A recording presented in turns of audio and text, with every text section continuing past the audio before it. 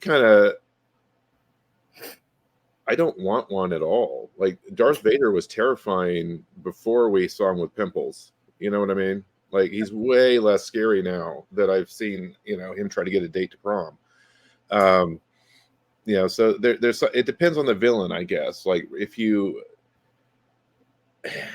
I think a lot of the time they're better left we don't need to see their man pain episode that caused, whatever kind of bullshit you're going to use to make them a villain. And the more vague that is, I feel like the more the reader can kind of project their anxieties onto the villain a little bit. So it really depends. I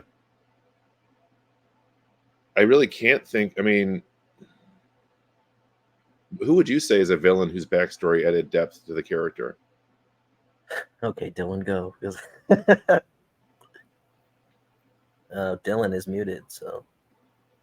Oh, sorry. Yeah, I said it because I was typing earlier. I want to make sure I wasn't getting here. So yes, I absolutely have one, and it's one of the best bad guys because of their background in Batman, and they started off with his origin story, but immediately, like, they start off with you seeing him being a villain, but you immediately learn his origin stories, and that is Mr. Freeze. And the reason he's an interesting villain is because he's only a villain to save his wife. He just prioritizes his wife over anyone else on the planet, right? Yeah. Like that right there is a great origin story. But I do agree that sometimes exploring like a villain's background can kind of dispel the mysteriousness of that villain. Like the Joker is interesting because he starts off as a psychopath, and then everybody wants to know the origin stories. And that's what Greg was referring to earlier, that we basically discussed in great length how we want to start jumping into the action a lot sooner, because I feel like origin stories only matter if you already know how interesting the character becomes. Like you don't want to see an origin of some guy if you have no idea what the outcome is. It's like watching somebody play. Have you ever seen the show Rick and Morty? Yeah. Do you remember when he puts on that VR headset and he plays as like Roy or something like that? And Yeah. He sells carpet. Yeah, I feel like that would be the equivalent of having an origin story for a villain, is like watching somebody just live their life randomly until they become this crazy villain, where it's not that interesting unless you're like, oh, is today the day? And I thought about it because like I love the show Gotham, and it's because it tells these origin stories. But it's because I'm like, which one is it? Is he almost there? Oh, is this when he snaps? Like I'm anticipatory of the thing that I want to see, which is when he becomes the cool hero. That makes the origin story fun. But I don't think that if you start with one, that it's necessarily a good thing. Well, I mean, wouldn't the reader just think that they're the main character if you started with their origin story? I mean, yeah, but there's been characters like that. There's been like horror films where you're watching somebody and then all of a sudden you're just like, oh wait, this guy's a psychopath, So it does, like, that's not an uncommon thing. I guess it depends on the stuff like genre would definitely matter, and then the purpose or the plot of the story. Well, I mean, with everything with writing, there are no rules. There's only maybe general guidelines at best, and if it's time to break it. I read Riddler Year One by Paul Dano recently, which is basically I guess it's basically a lead into the Batman movie from the Riddler's perspective, and I really liked it quite a bit. Now, I don't know that it was, I haven't seen the movie, but he really captured like that incel energy. I guess I feel like if I always view things in terms of enchantment. So if what you're doing is increasing the buy-in from the audience, like it's really good stuff, it's really, compelling, then go for it. If it's, love is like sand, don't, so I don't know if that makes sense. The villains, I think, I feel like this is almost a cliche at this point, but like Heath Ledger's Joker really landed with me because he was saying things that you kind of think, right? Like in real life, I don't think they would have talked. Those people on that boat would have just blown each other up.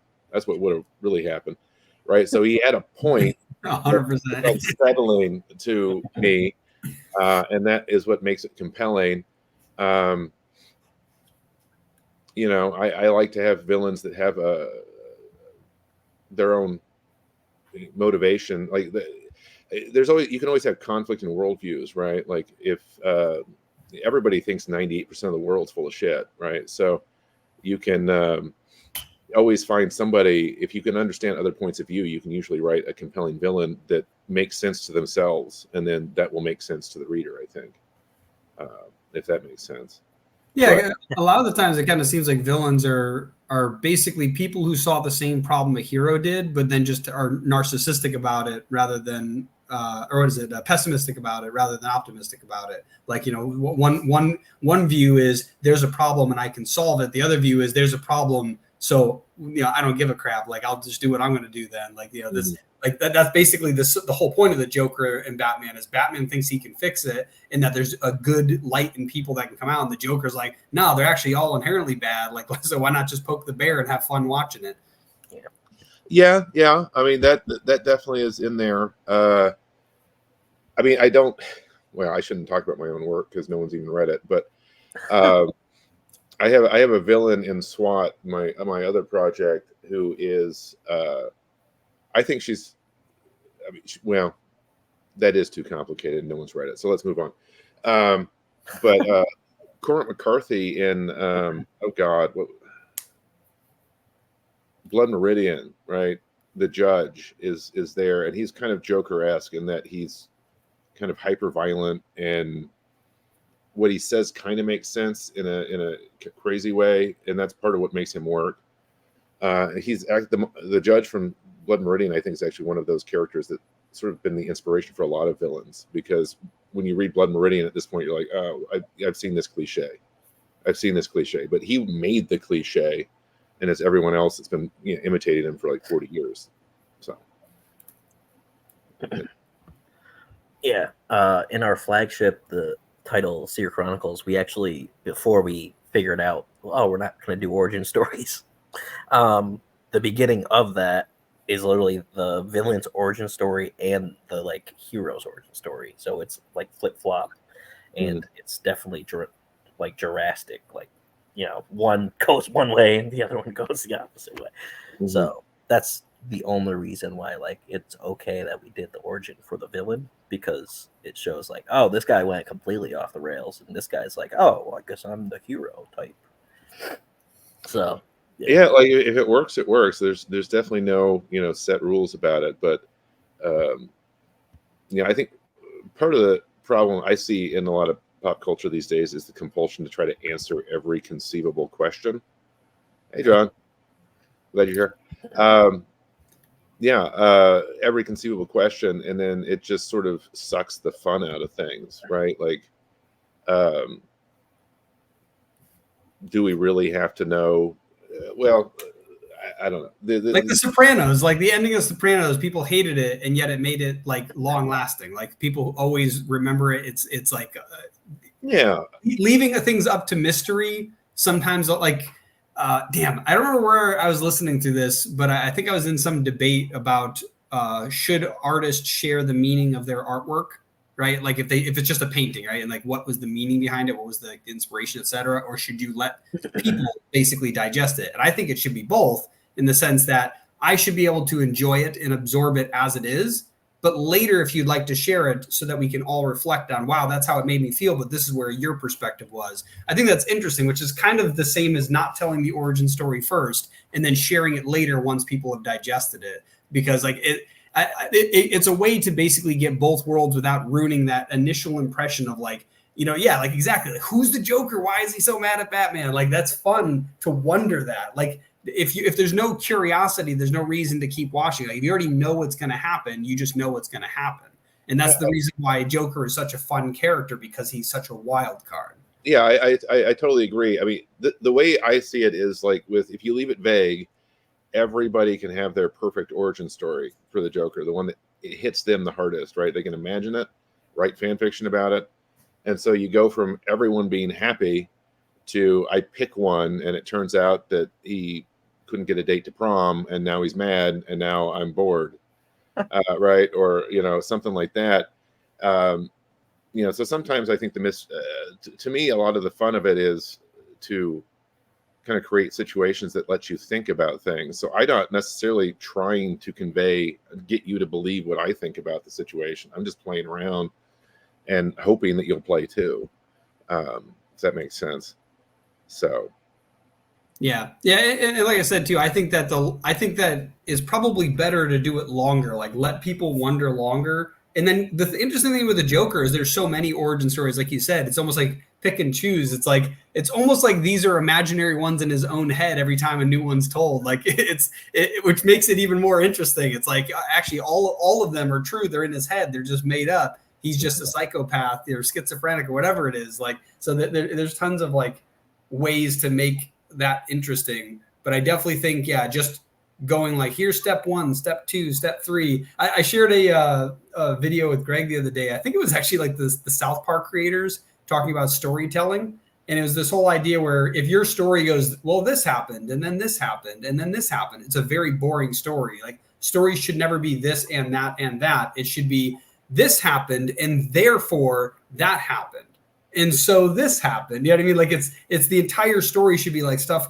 forcing the story to move along. But if you have an end goal in mind, which is why the not doing the origin stories I think is better in the beginning, especially if like the whole origin story isn't a fantastic tale like that, where if you're just trying to get the villain, you know, you're just like, and this happened and then this happened and now he's a villain. It's like, oh, thank God he's a villain now, as opposed to like I said, like Gotham was a very interesting way to do it, where you just see someone getting tormented and then he slips a little bit, but he recovers, but no, he's not there yet. Like it's a very interesting way to go about it. And that was one of the reasons why one of our stories we drastically changed before we had it created was Greg had this plot arc where eventually, a bunch of people ended up in the same spot. And I'm like, why?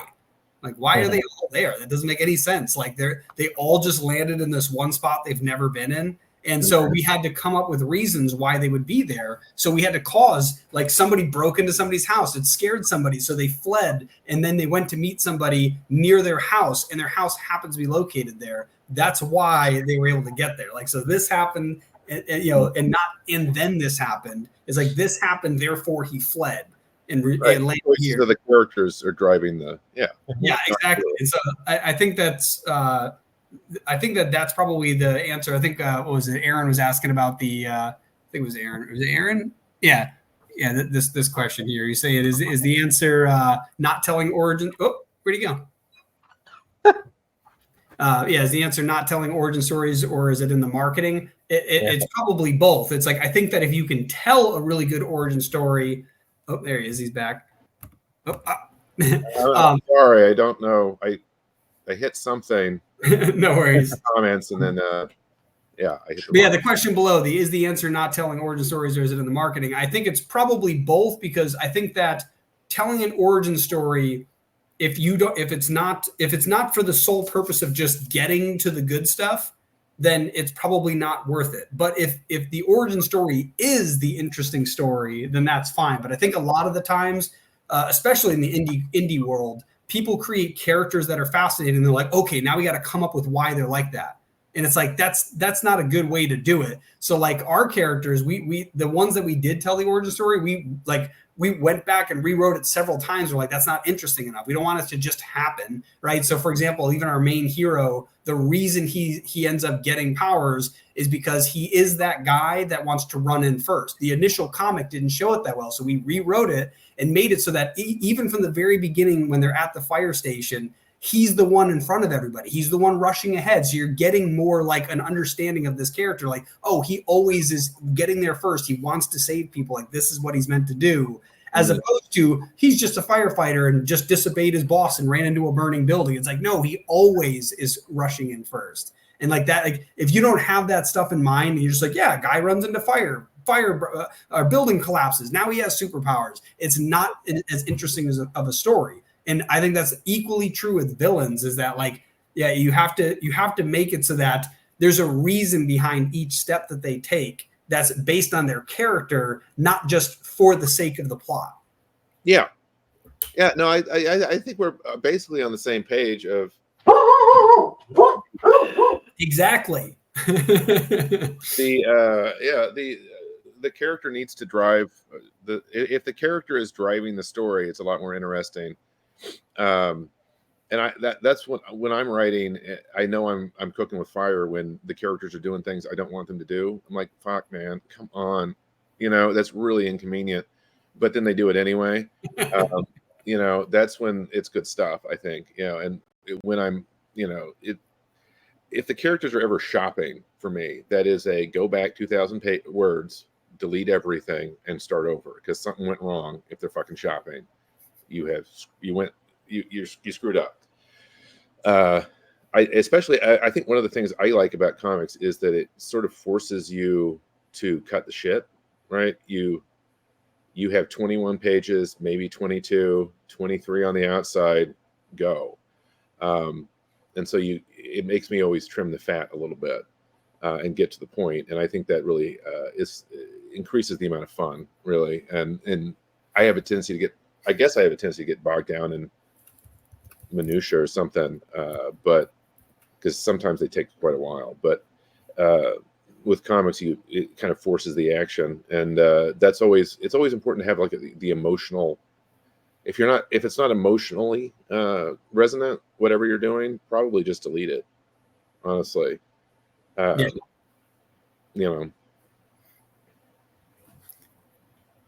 Nice. So balancing power and vulnerability. What do you think makes a villain's weaknesses as important as their strengths? How do you balance these elements to create a believable and engaging antagonist? Well, I mean, yeah, I think the weaknesses are.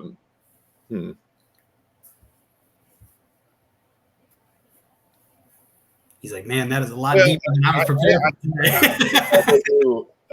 I kind of have a different thing where I try to make it so it feels more like a fist fight, right? Like usually the villain is cast as like, I'm impossibly powerful to beat. But I get kind of bored with that, and I want them to be mixed to the point where it could go either way, but they could also kill the hero, right? They're doing damage to the hero at the same time, and so it's more like a fist fight than the standard, Darth Vader type of thing where Sidious is just pushing him around. So I think the weaknesses are really important. I don't know. I don't usually have like. I guess I'm picturing that vulnerable spot in a video game where you have to hit the boss, in the neck, in the back of the knee. Yeah, that's kind of messing me up here a little bit because I don't really like that. But everyone has. Did you ever watch The Boys? Yeah, I haven't seen the latest season, but yeah. But you've seen Homelander and his mom, right? Like he's not his mom; it's the lady that takes care of him, right? That he kills. Yeah, like the spoiler. Yeah.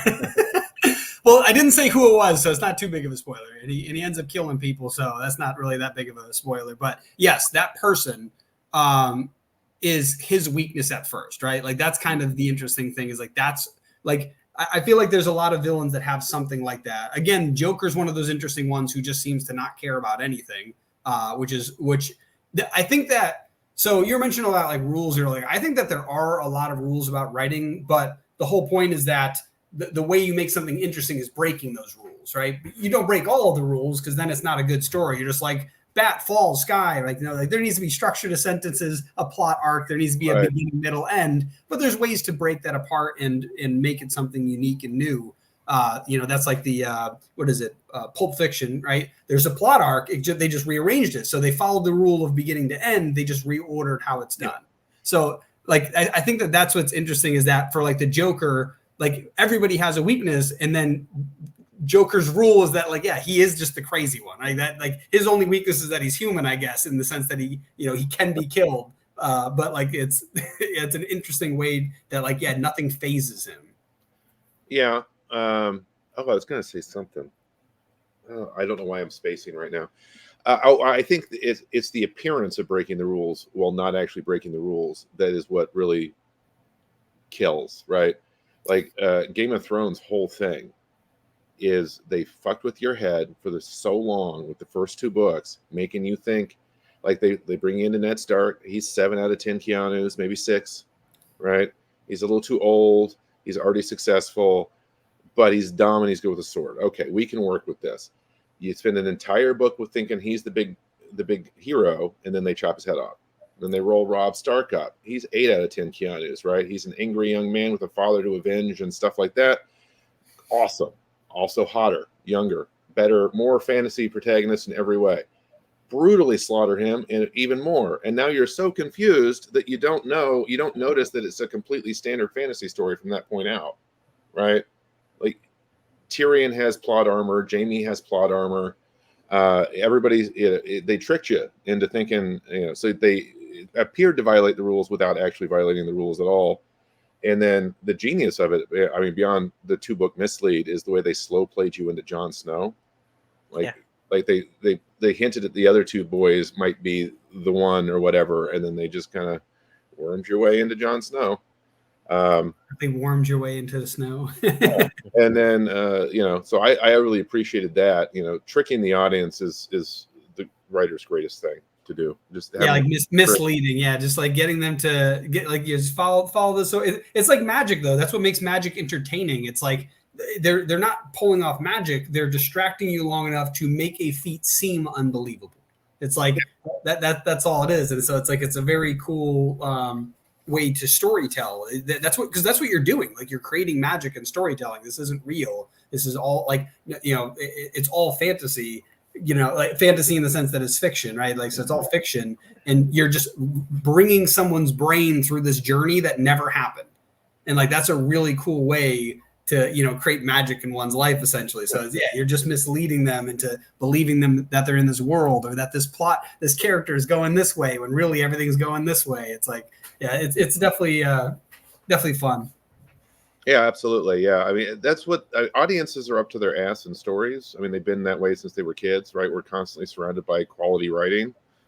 And so you really have to try hard to break that callus and actually get people to feel. Because if it's too predictable or whatever, they're just going to be like, I've seen this a million times. I mean, like I remember my wife watching Agents of S.H.I.E.L.D. and I was there for like the first 5 minutes, and I told her the entire plot of the episode, because I've seen this episode so many times, even though I've never seen the show before in my life.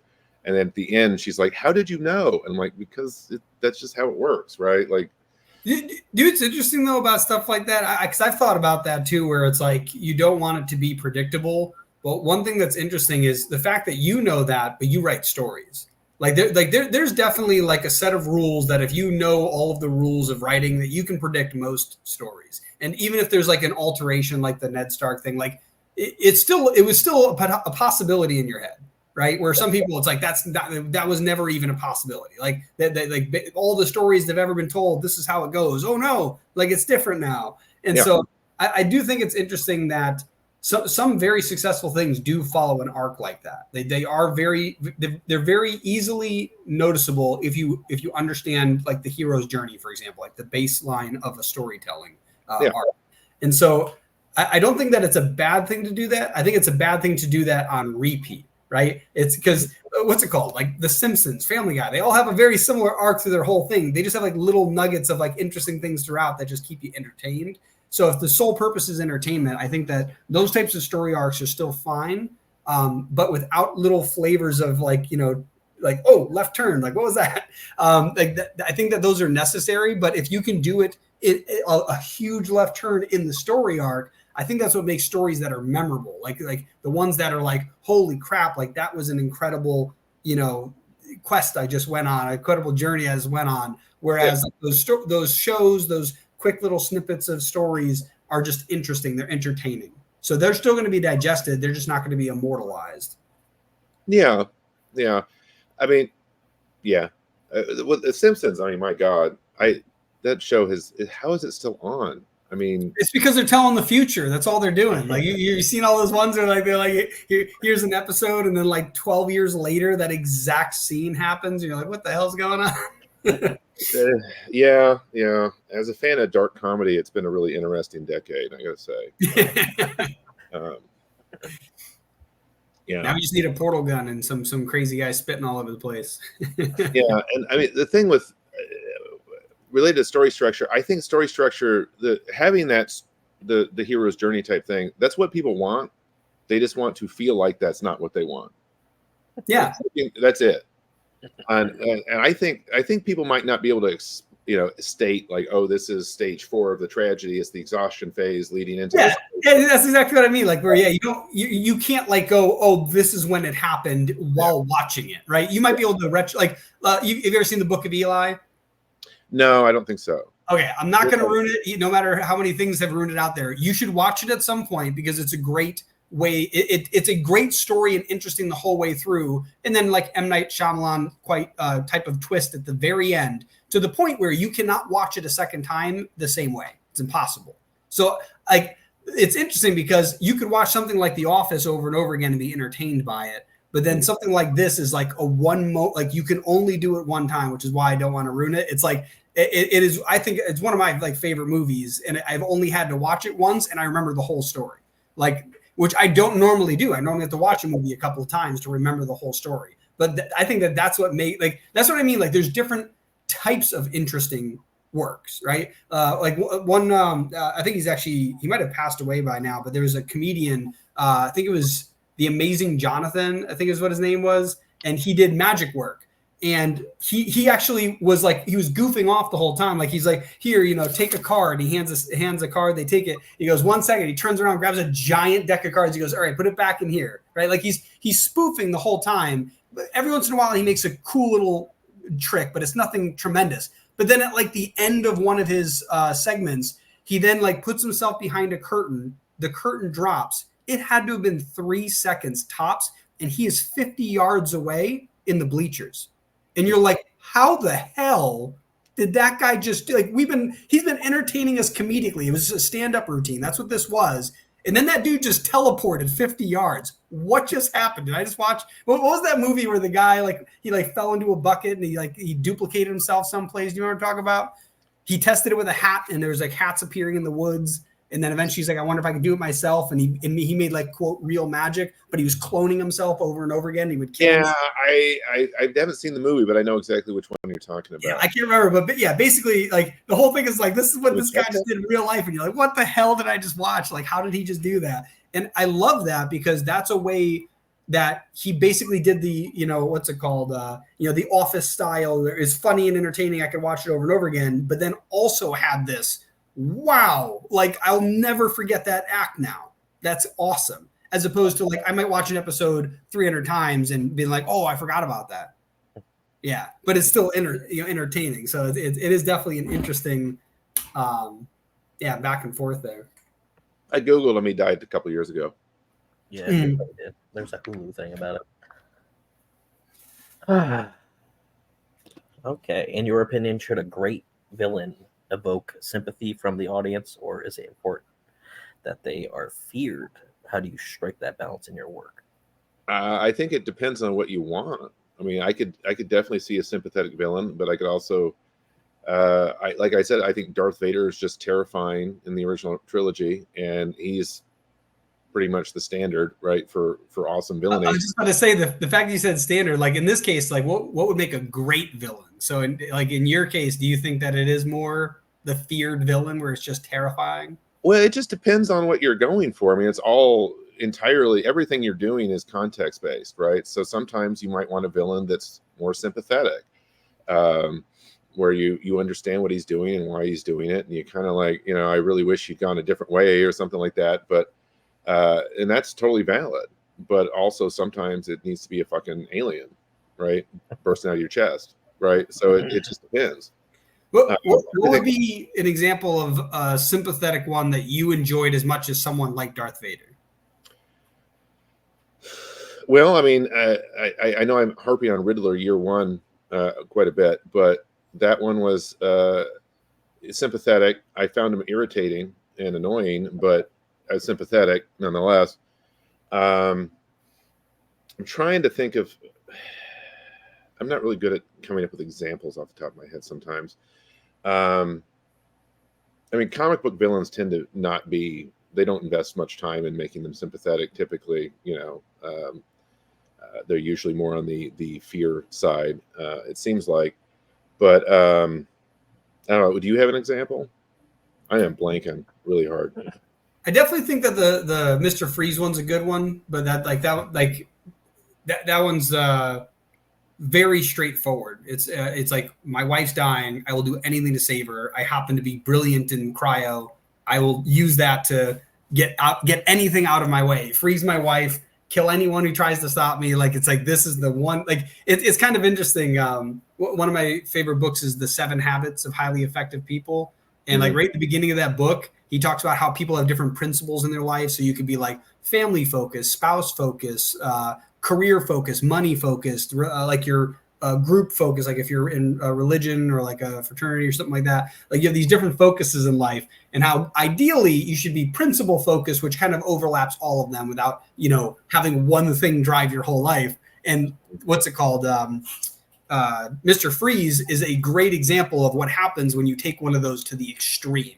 Like the one thing that is the most important in your life, your wife, is about to die, which means all other areas of your life can suffer and you have no problem with it. You know what I mean? Like, and obviously that's not good for you. It's not healthy for you. It can cause drastic pain in your life and those around you and all that stuff. Like if his wife wakes up and is healed, will she ever forgive him to be with him to begin with? Like there's all of these things that make it crazy. But I think that's, I'm kind of glad I was like doing that in my head, like as I'm thinking that. I think that that's actually a really good way to build a villain, is to pick an area of their life they value more than anything else, and they're willing to throw away the rest of their life to ensure that that thing's prioritized. And honestly, if you think about it, that's what a thief is: somebody who prioritizes money over everything, right?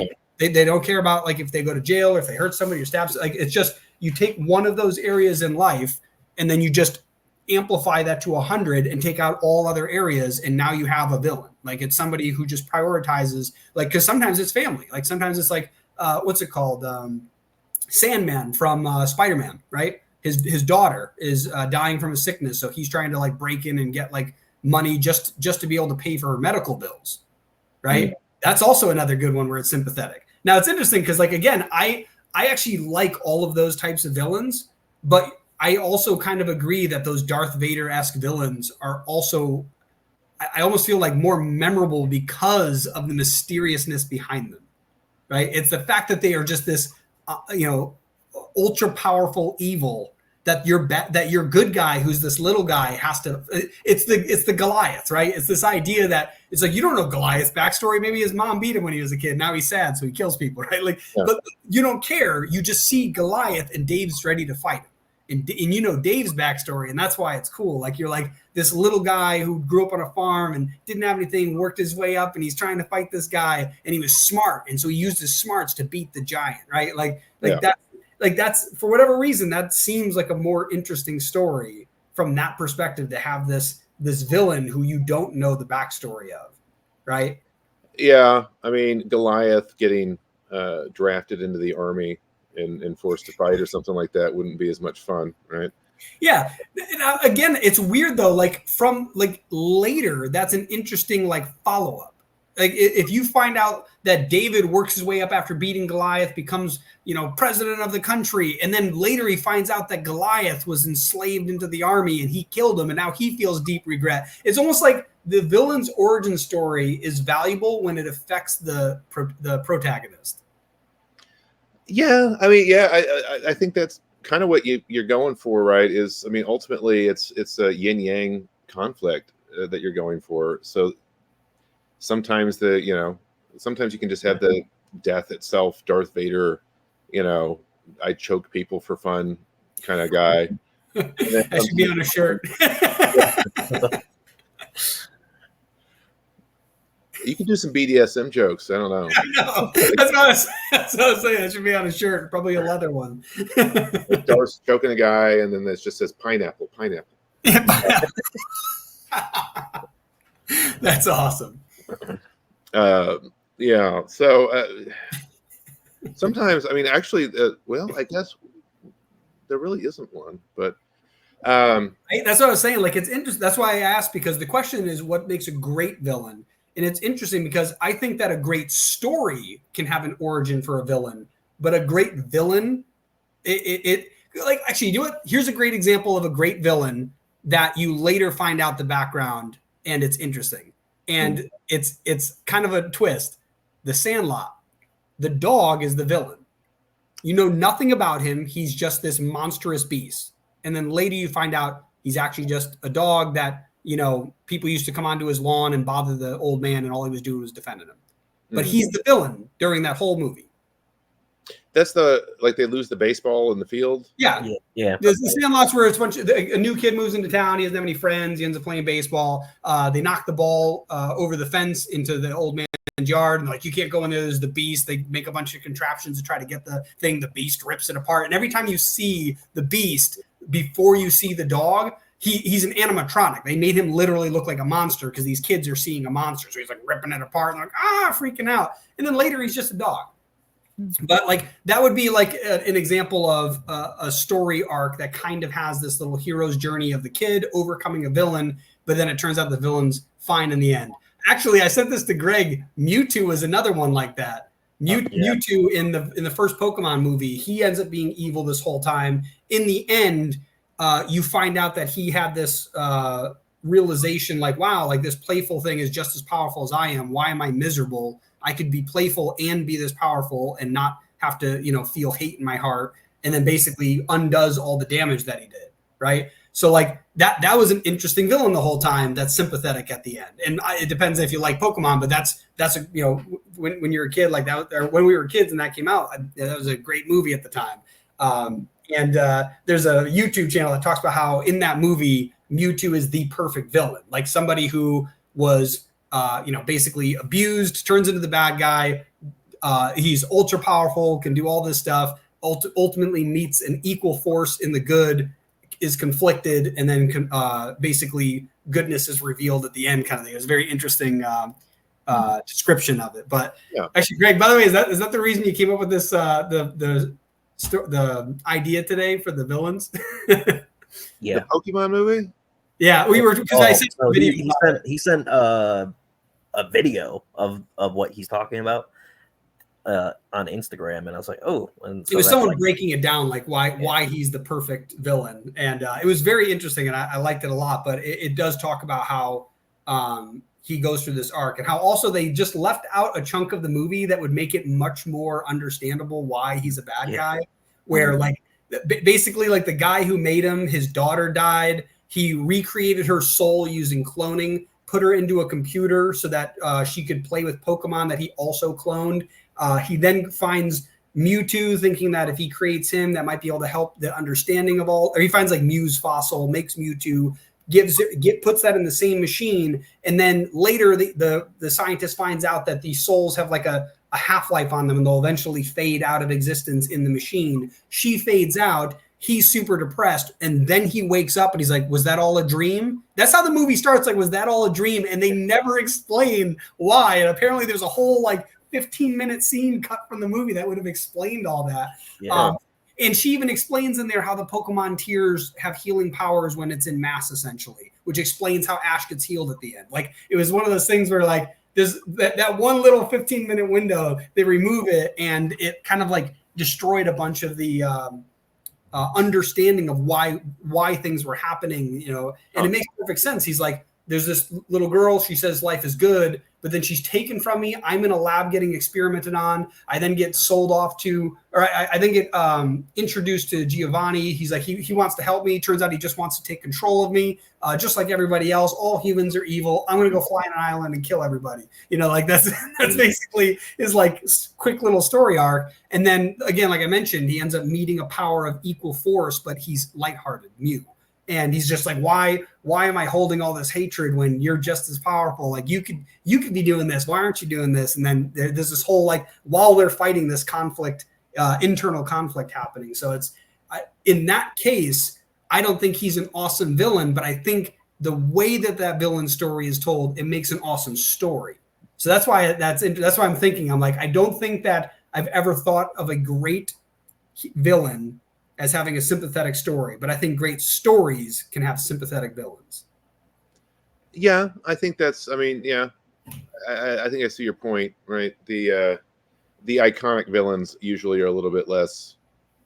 Yeah, like Jason, like you have no idea. He's just murdering people. Yeah. Dr. Moriarty, I don't think we get into, his college years or anything at any point. So yeah, but maintaining the mystery is important because, like I said, I mean, you really don't want to know about Palpatine, going to prom, or I keep saying prom. I don't know. It's an example I go to a lot in my head. It's just funny because it's like what they were doing when they had acne, and it's like nobody cares. Like that's not Star Wars freaks and geeks. But I think people have an intuitive understanding of story structure, but it's on an emotional level, and then when it gets fucked up, they start nitpicking, right? Like they get really mad about Jar Jar Binks. That's not what you're mad about. You're mad about the movie. Yeah. But when Game of Thrones was falling apart, everybody blames Dave and Buster, but I'm pretty sure it's George. I think he's the one that's at fault because it's one simple fix, right? Just get rid of Jon Snow being a Targaryen. That's it. Game plan out the ending from there. They get together, they kill the Night King, they go to Winterfell or whatever, not Winterfell, King's Landing. They beat Cersei. It's the Saruman thing, right?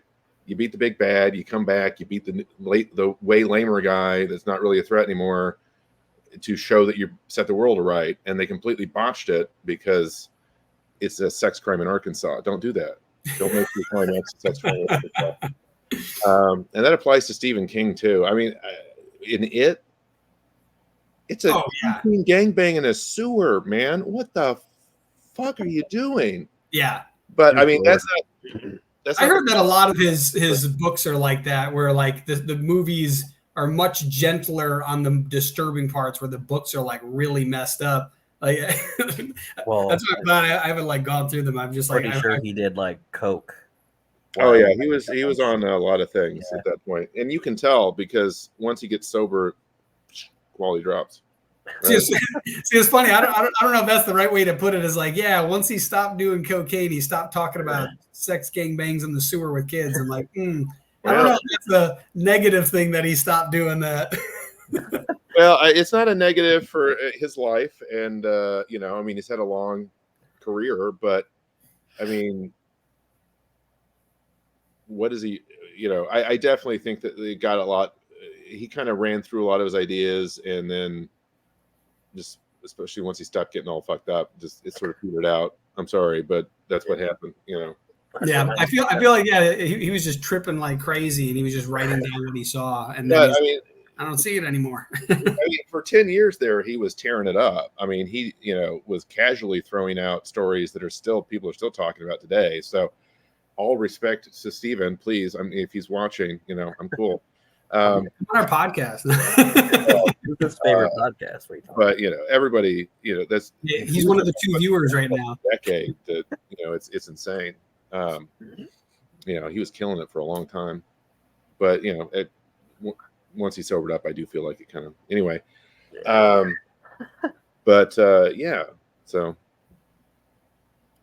And actually that's a good example though. All like his villains are like they had no background, right? Like that thing is insane. You have no idea like where the hell that came from or its origin story or whatever. Well, there's going to be a prequel series, and it's probably going to suck. You know what I'm saying? Like that's the point. It's like even the fact that you're like, oh, there's going to be a prequel. It's like like that made it less interesting. I don't know if it's just my millennial reaction to the word prequel, because I do have a visceral reaction to the word prequel. I don't like it. The only good prequel was the Borderlands video game. A video game's whatever, that's fine, but it's hard for me I can't really think of a great prequel. Oh, I can think of only one off the top of my head, at least, that was a good prequel, but it technically isn't a prequel, and it's The Hobbit coming out after The Lord of the Rings. Because, like, technically that's a prequel, even though that's not the order it came out. Well, no, I mean... The films, that's what I'm saying. If you're looking at just the films, technically it's a prequel. Well, I kind of hate the Hobbit trilogy. I mean, I guess I've only seen even if you don't like it, but like if you're looking at a prequel that's better, like that can be matched to the original series in that particular case, it's at least equivalent whether or not you like it or not. You know what I mean? Like, would you agree that like The Hobbit and The Lord of the Rings are equally good, whether or not the good is not that good? Well, movie-wise, I think the Hobbit trilogy is way worse than the Lord of the Rings. But I mean, the book's wonderful, but What the is Aaron's story take on this? the story started there, right? That's the thing, is that they didn't go back. It's when you go back and you start a story here, and then you try to go back and come up with something that's interesting. If it was interesting, you would have started there, I think, right? Well, that's kind of what I was talking about before, though, because Batman didn't have an origin story when he was created either. Like, he was just Batman, right? Mhm. And then later they explained that he was a kid and his parents were murdered, and like that is actually interesting. You're like, oh, that's why a billionaire would do this. What is this? Yeah. Okay, God bless, but I am ready to read a Batman comic or a Batman movie and not see them get shot. And Well, yeah, but that's only because they overdid it. So that's the difference, though. Like, Yeah. for example, you know, like, what was the hell, Wonderwall that played on the radio a billion times? Like, even the band doesn't like the song. Like, it's one of those things where I think that very often we have things that are very good quality, and then big giant media companies are like, oh, I wonder how long we can make money with this. Let's do it over and over and over again. And that's why they keep redoing stories and going, oh no, parents died. That's why like Batman versus Superman was awesome, where they were like, kid, parents dead, let's move on. Like, I was like, oh, that's a good way to like fast forward that in like the first couple of seconds. like that's like, yes, you understood the assignment. Like, we don't need to see, I can't read any of that crap anymore. It becomes, yeah, that's what I mean. Like, once it, like, it was good that it exists. You now know it. And the only reason they're retelling it is for all the people who don't know that that exists. Like, there are tons of people who went and watched The Dark Knight or Batman Begins, right? And they've never heard or watched a Batman story ever. There's tons of people. That sounds crazy, but it's 100% true. Like, it's impossible for it not to be true. There's too many people, right? There's people that grew up never looking at a comic book. There's like, for example, I remember growing up and someone would start talking about some show on Nickelodeon. When I was a kid, I didn't watch Nickelodeon. I watched Cartoon Network. So there were shows that all of my friends knew, and I had no idea what they were. And then later I picked it all up. So but you don't have to. You don't have to cover everything. You don't have to cover the origin story every time. Yeah. But I just thought of this. Do you remember the King's Test series by Margaret Weiss? Came out in the early 90s. It was a blatant Star Wars ripoff. That's not the point. It's a 3-volume series. I was 10 and I got the second volume somehow, and I didn't understand the concept of multiple books in a series. So I was obsessed with the second book. And like, I was like, there's so many awesome mysteries of things they're not explaining. I really liked it. They explained it in the first book. But I had a lot of fun with that. But so I don't have a problem with not knowing things necessarily, but some people have every detail down. I was going to say the Pulp Fiction thing. That's actually like a good example of it, though. They catch you up in this part that's not the beginning, and because of that, it's mysterious. They answer it later, so you're still wrapped up in the initial story. Like learning that Darth Vader is Luke's father is part of the arc, right? They tell you that right in the story.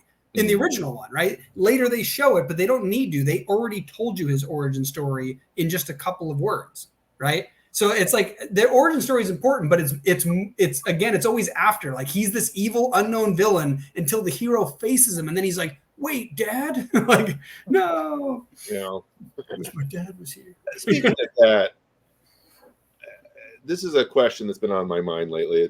I guess it's kind of related. What is the point of the rule of 2? I feel like it's such a devastatingly bad decision, because like it goes back to the original trilogy, and none of it makes sense, because Darth Sidious is like, hey, Darth, that guy that when I replace, if you recruit him, I'm going to have to kill you because there's 2 of us. Yeah. Go find him, by the way. And if you were going to start that coup attempt that you've definitely been planning for 20 years, because eventually you have to kill me, now would be the time. And here's a Death Star, right? What the fuck? And then so it undermines the climax too, because now you're like, was he killing the Emperor because he wanted to save his son, or was that just his shot? Because he was supposed to kill him either way. And these are all questions that you don't need to ask. No one needed. It was not there. You didn't need to deal with it. And then going forward, you're trapped, right? Because there's always 2 of the fuckers. So if there's one, there's going to be a reveal for 2. If you've seen 2 of them, you can't hit around that there's a third or fourth one, because there's only 2 of them. And it's like you've gone into the past and ruined the past. You've gone in the future and blocked yourself in exchange for what? Like, from a storytelling perspective, what are you getting out of it? You know what's interesting though? Like, there's nothing wrong with setting that rule. It's the fact that they set that rule with it seemingly without a game plan on what to do about it later. Like there's a bunch of comics that were written that like go into other details throughout the universe that kind of answer a bunch of questions that aren't answered in the films or the shows.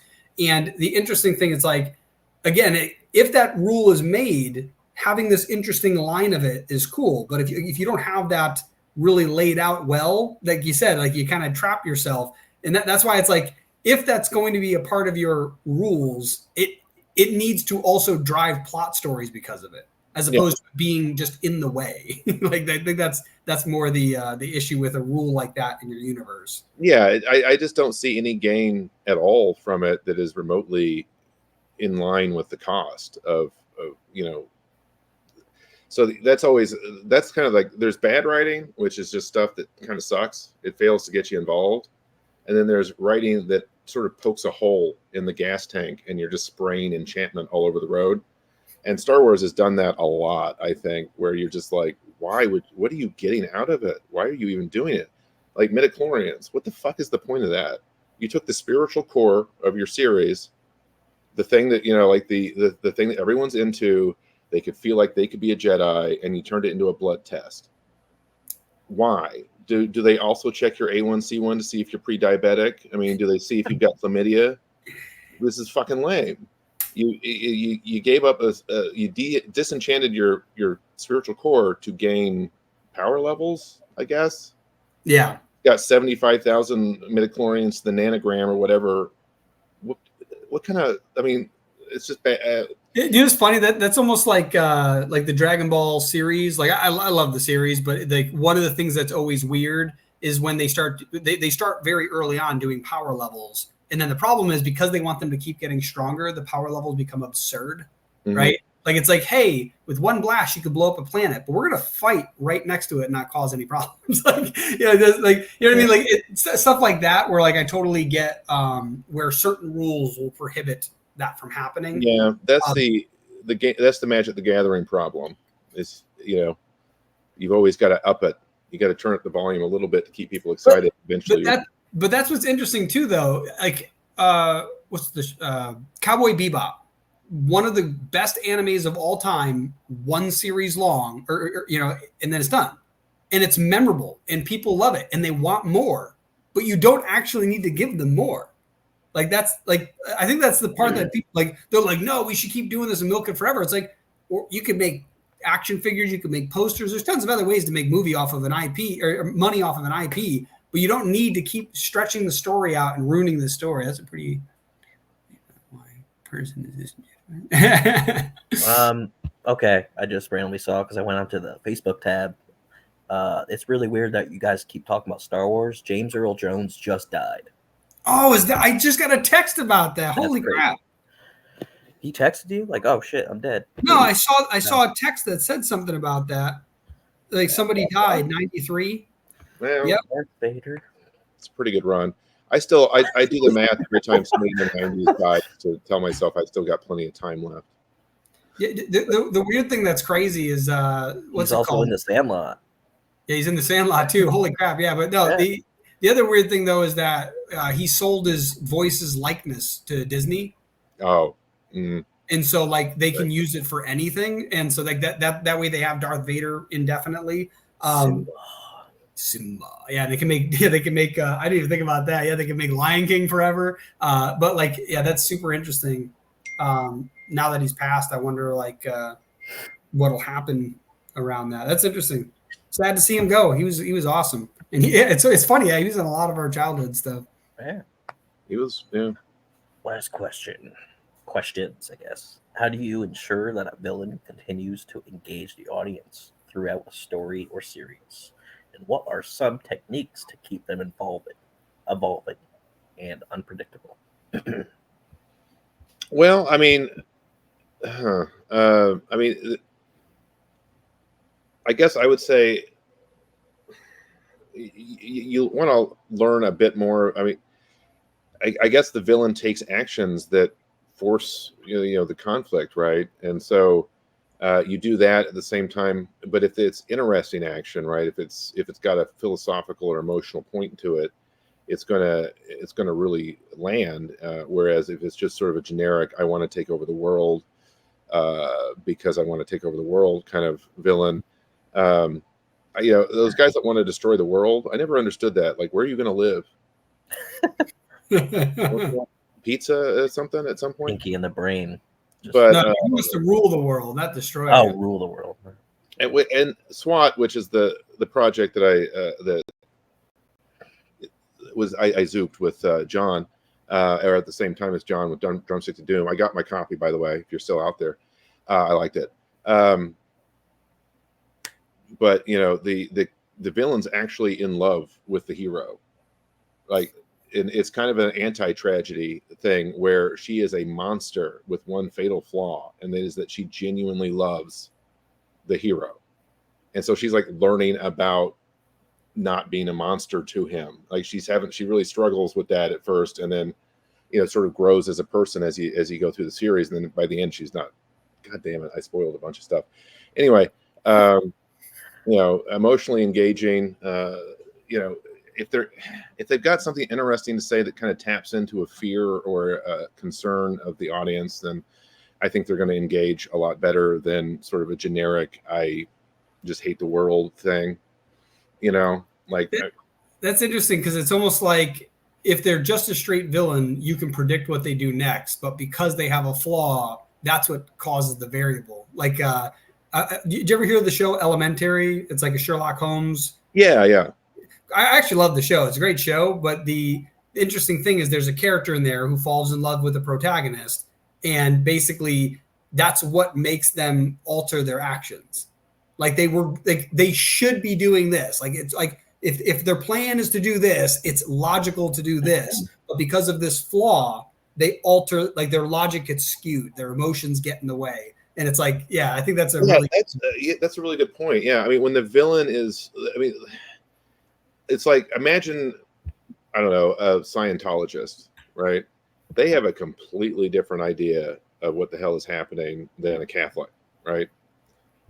In terms of, I don't know, theology or whatever. Yeah. And if you have a villain that has a radically different worldview, that can be really interesting, because if you think it through from their perspective, they can end up doing some very interesting, strange things that you would not see coming, because they have a completely different worldview than most people.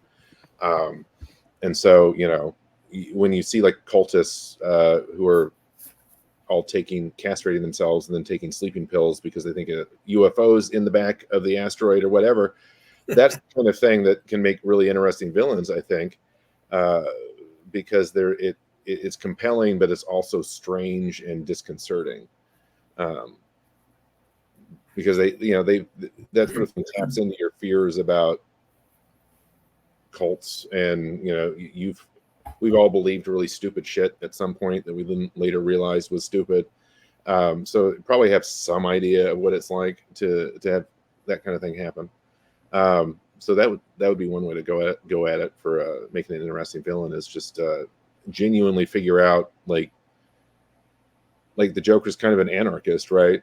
So, well, he's not kind of, he's definitely an anarchist. Yeah, as I say, he's almost like the purest form of an anarchist, and what it could mean. It's like, yeah. So if you take that, like, genuinely committed to that, and then think it through, you can.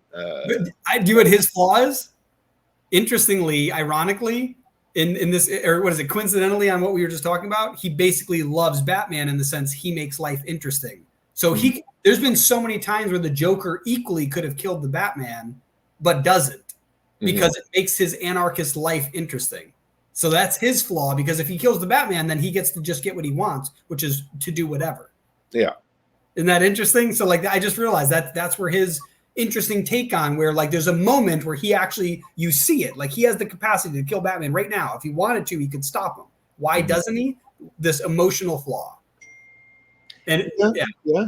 I mean, it's also very convenient in terms of not having to kill Batman, but it makes sense as opposed to him just not being able, like as opposed to having the invincibility armor of the plot armor, right? Like I think that that's a better way to do it. That the one character who has the capacity, for example, Bane breaks his back, and instead of killing him, he tells him why. He's like, I want you to suffer.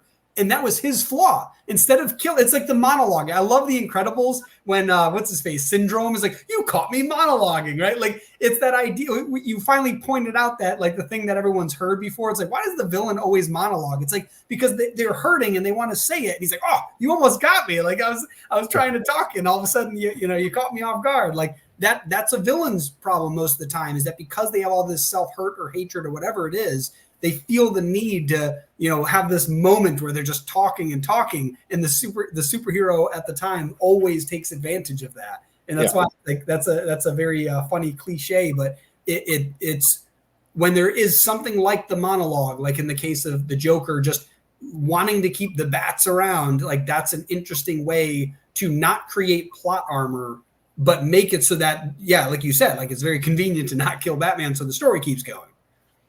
Yeah, you're right. That's the kind of, sometimes you gotta.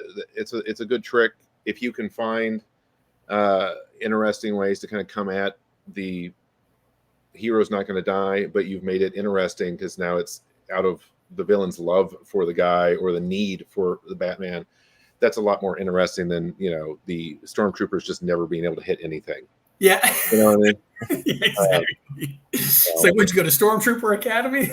Can't land a shot. Yeah, I mean that's the thing. I mean, I kind of at the point where I want emotional context to everything, because when I'm watching a movie and like Captain America's just punching some guy, I don't give a shit. Like I don't care. That character doesn't matter. They don't have a mom. We're not going to see any of that. I'd rather watch two people talk across a table than just punch for no reason. So that's me. So if that, I think that's like people, go ahead. I was just saying, I think that's like what I mentioned before, where it's like really good villains very often don't need a background, but really good stories tend to come when the villain has a good background. Yeah. I mean, there's two things going on. I mean, you had the iconicness of the villain is, I think there's a book I read called, it's like Modern Myths, something like that, and it talks about modern myths like Robinson Crusoe or Treasure Island, and why they had this weird hold on people. And one of the points they made was that there's a lot of gaps in it, right? Like the writing's not that great. There are angles where you can there's like space for fandom, I guess, right? Where you can come up with your own daydreams about being on the island, Treasure Island or whatever, Robinson Crusoe.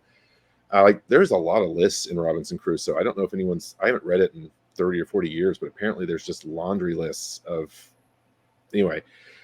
So writing wise, it's not top drawer, but it has this major impact because it's not perfect. And I think that's kind of what you're hitting on, is like the really iconic villains have space for you to imagine your perfect version of that villain. Whereas once you've gone into the weeds and you understand, like why they are the way they are, there's a little bit of the mystery's gone. Yeah, like the Luke. The Luke, I am your father, right? Like it's what could have caused him to become evil. Oh my God, like Luke's so good. Like, all of that thought is what makes that scene so memorable.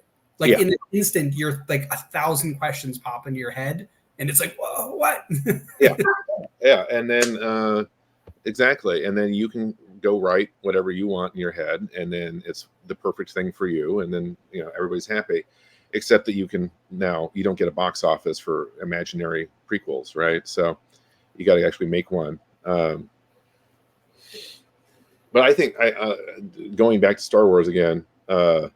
I feel like the problem with the prequels was that it hits all the points of the tragedy, right, that it's setting out to tell, but it's like it does it in a malicious compliance. It's like, yeah, I fucking did it.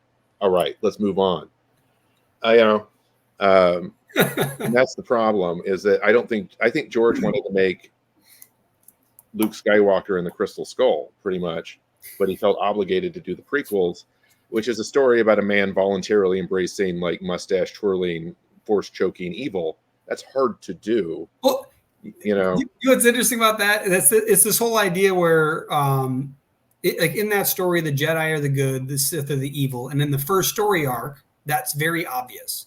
But when they start to explore like how this good person would become evil, similar thing to the what's it called, Mr. Freeze. Like his wife's dying, he wants to learn how to save him or save her, and basically the good people are like, no, like wait, what? Like you know how to do it, but you're not gonna no. Like wait, what? Like that doesn't make any sense. Like you're like, yeah, you can't be tied to emotional things. It's like, well, I already am, and apparently I'm supposed to be the savior. So I don't know. I think maybe you should bend some rules for a couple seconds. You know? Well, yeah, he could have even just taken her to a doctor. That might have helped. Yeah. You know, it seemed really forced. You know, like you never really bought into the love affair. Like, you know, your love is like sand or whatever. You know, so it's just like he knew what he was supposed to do. He did it, but he did it in the lamest way possible because he wasn't really committed. And the problem with the sequel trilogy is it was just chaos. Nobody had any fucking plan whatsoever. And then it was just fan service for the last 2 hours. Yeah, I was gonna say it's either that or like they had a plan and they're like, yeah, we can't fit all that into a movie. What if we just cut out huge chunks of it? And then like that doesn't work anymore. And they're like, okay, let's rewrite it then. It's like, okay, now it's not the same plan anymore. It's like, well, it's definitely like the first one's just kind of a recap of the original trilogy, like in a lot of ways. So they're which is we don't need to get into my whole rant about not being able to see the original trilogy, but anyway, they felt the need to do that because you can't actually watch the originals anymore. I guess. And then the last. Oh, you talking about like how they edited the originals? Yeah, I Han shot first. I don't want your CGI that you stuck in. Greg, do you know what he's talking about? Or they edited the originals and made the bad guy shoot first and not Han Solo. Oh, yeah. This is kind of. I mean, that's kind of George Lucas kind of has a lot of grandpa in him. You know what I mean? Like he always did. I think the holiday Star Wars holiday special he had a lot more to do with than he'd like to admit, because there's a lot of stuff from there that you see in the later, like in Crystal Skull and the prequels. Howard the Duck. I mean, I haven't seen that movie since I was 6, but how the hell do you follow up Star Wars with that? So there's just, I mean, he's just kind of an odd dude. I don't think I think he's just a softie, really, and he just doesn't want, you know. I don't know why you would make that change, though. I mean, if somebody announces they're going to kidnap you and then take you to a guy who's going to dump you in a Starlight pit, I think that stands your ground time. Like, you know, anywhere in the universe. That's just self-defense. You're not even, I never questioned it. Well, not only that, the whole point is Han Solo is not meant to be a good guy. He's more like, I guess, like an anti-hero as opposed to an anti-villain, like, you know, or whatever. Isn't anti-hero is the right word, right? Like he's the hero when he needs to be, not because he is one. Like he's just a guy. He happened to live a rough life, so because of that, he's like, you know, he does stuff that's questionably moral. And in this moment, yeah, he's like, I think these guys want to do some bad stuff, and they're bad people anyways. Bam, like he did something questionably moral that makes him an interesting character. You remove that, and yeah. Yeah, that the Jabba the Hutt CGI looks like it was done on a Commodore 64, I think. I mean, the new one? Yeah, like it's weird because the old visuals match the film footage. So if you update that, it doesn't match the film footage. Yeah. I mean, it was unnecessary, and then I mean, I don't know. I think the people who hate The Last Jedi and the people who think it's the best one are both right, because, and I'm serious, because it was the best one out of those 3, because it was the only one that tried to do what it was supposed to do, but they shouldn't have tried it at all. And I think that's kind of you know, everyone's mad they ruined Luke's life or ruined his ending, and that's fair, because why'd you do it for this shit? This is not good enough, right? But it was inherent in the concept, right? Because you end with everyone's happy. It's the mega happy ending. Evil is destroyed. Balance is returned to the entire universe or galaxy, right? Everything's perfect. And then, so for there to be a sequel, Luke had to fail, right? that was a false dawn, right? It had to be, or you don't have a story.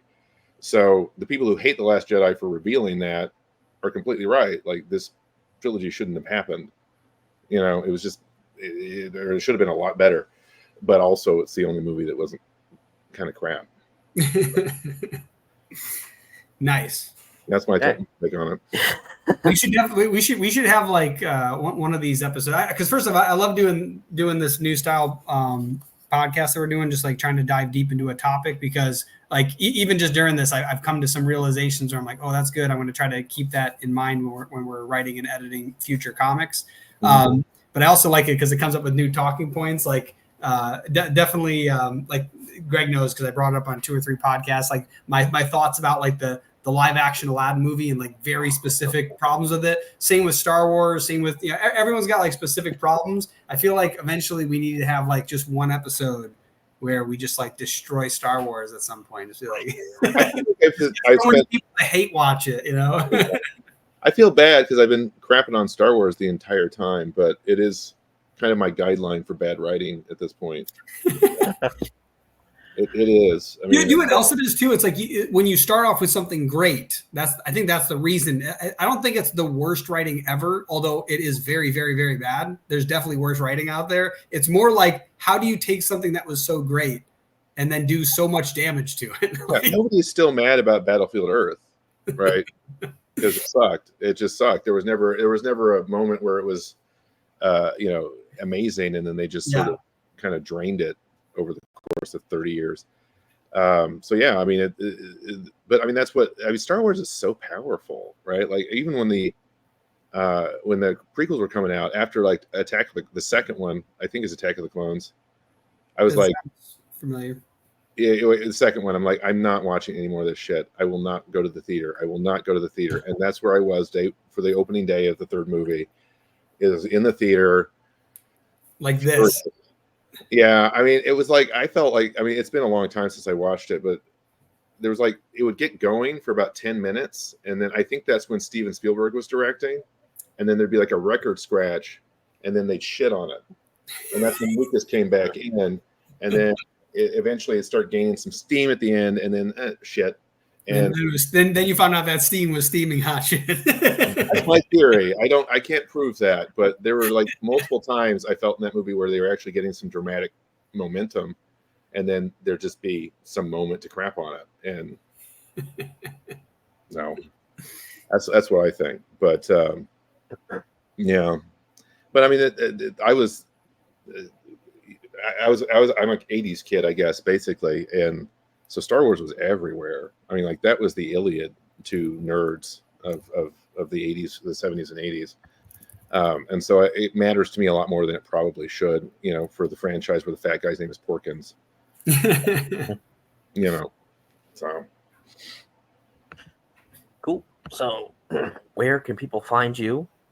And what is your little elevator pitch for your Kickstarter? Okay, Edge of Darkness is it's a far future dystopia where everyone's living under the ocean, like I said, and so they live in this vast, like, basically floating sponge that is just a sponge. Everything's biological. There's no metal. There's no anything. It has a really fascinating art style from Leonardo Romanelli, who's this guy. He's very Italian. He did amazing work with it. And it's emotionally, it's about basically kind of emerging from depression. I mean, that's the metaphor of it. Leonardo views the metaphor as conception, which also, you know, crossed my mind. But you know, so it's a far future dystopia about a guy who's just kind of got a crappy job, and one of his friends commits suicide, and he decides to lie about it, so his family gets his life insurance benefits, basically, and that kind of kicks off a whole thing of pretty crazy adventure. So religious, it has a lot of religious overtones but I basically grabbed Egyptian religion and put it in the far future, deep underwater. They changed a few things. Actually, well, it's kind of a weird sect of it's interesting. Go check it out. The art's awesome. The story's fun. And my wife thinks I invented a new subgenre of sci-fi. I don't know if I have, but I can't think anything offhand that's just like it. Did you come up with a name for the subgenre? No, I You don't. gotta name it. Like that's a big thing where like in music, there's always like avant-garde, which is the new stuff, and then once it gets named, then it gets immortalized. You got to get it named. Like when you name. Well, I don't know. I mean, I'd like someone besides my wife to think that it's a subgenre before I start coming up with names for anything. But it's definitely unique. It's very unique in art style, and I don't think there's a lot. I have not seen anything like it in the comics world in a while. So check it out. We have 6 pages. We got a bunch of stickers. We have 6 or 7 pages that you can look at, and if you think it's interesting, get the PDF. Cool. Okay. Well, thanks for coming on, and everybody can back the Kickstarter by clicking the link in the show notes when it actually goes live, which will be this Wednesday at 8 p.m. Eastern. It was noon, and because of Dylan's new graphic, it's now going to be that time because that just makes more sense. And I don't have to rush to do something. So, all right. Well, thanks for coming on. Yeah, it's a lot of fun. Cool. Talk to you later. Ciao.